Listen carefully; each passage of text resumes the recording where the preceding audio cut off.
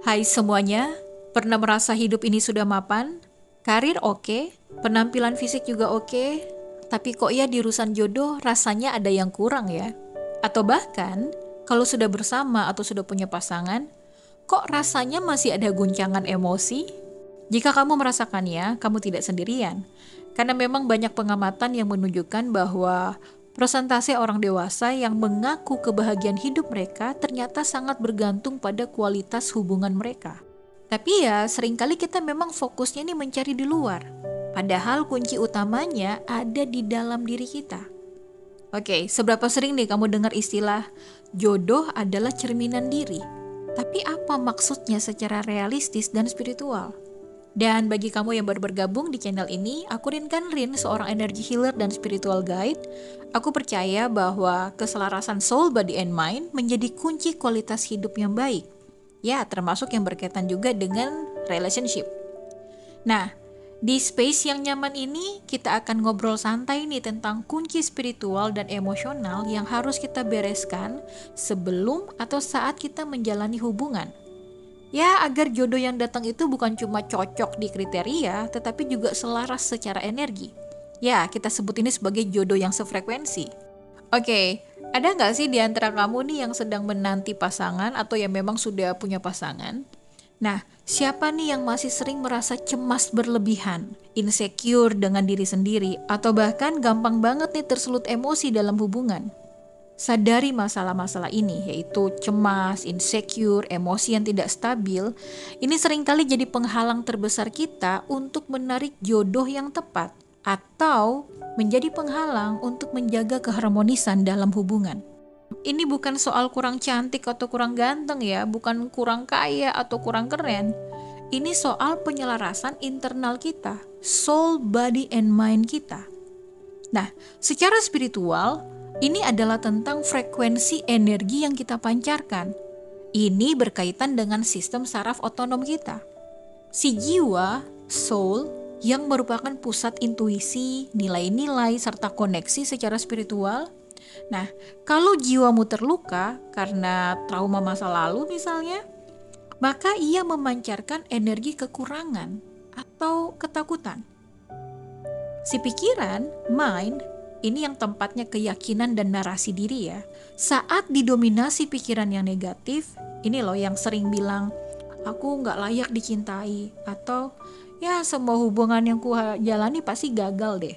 Pemikiran-pemikiran tersebut, ini akan memprogram realitasmu. Ini bisa dijelaskan melalui konsep Reticular Activation System ya, atau RIS. Ini di otak yang mencari bukti untuk mendukung apa yang kamu yakini. Lalu si tubuh fisik, si raga, si jasmani kita, body, ini ya tempat emosi tersimpan ya. Ini sering kita sebut juga sebagai gut feeling atau energi yang kamu rasakan.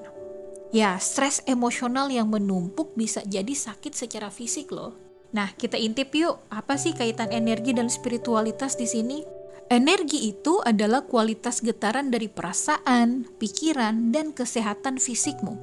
Nah, kalau ketiga aspek soul, body, and mind ini selaras, maka semuanya tenang, damai, dan penuh penerimaan. Sehingga energi yang kamu pancarkan itu adalah energi kelimpahan dan ketenangan. Dalam konteks jodoh, ini di fase sebelum bertemu jodoh, energi tenang ini bisa menarik orang dengan frekuensi yang sama.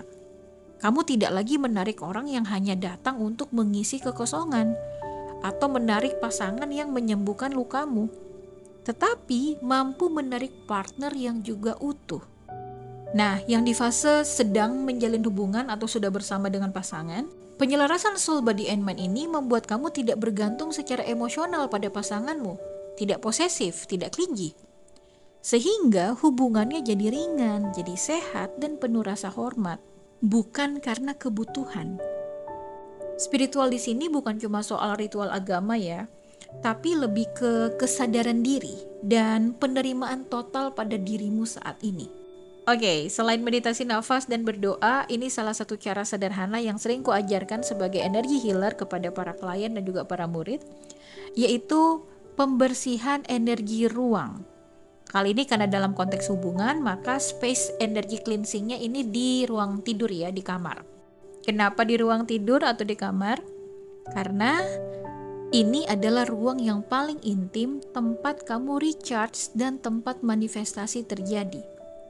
Kalau ruangan privatemu kotor dan berantakan, ya ini representasi betapa tidak rapihnya kondisi alam pikiranmu.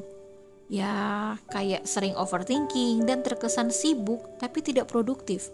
Ini juga menunjukkan kalau soul, body, and mindmu itu tidak selaras. Kamu tidak hidup di present moment.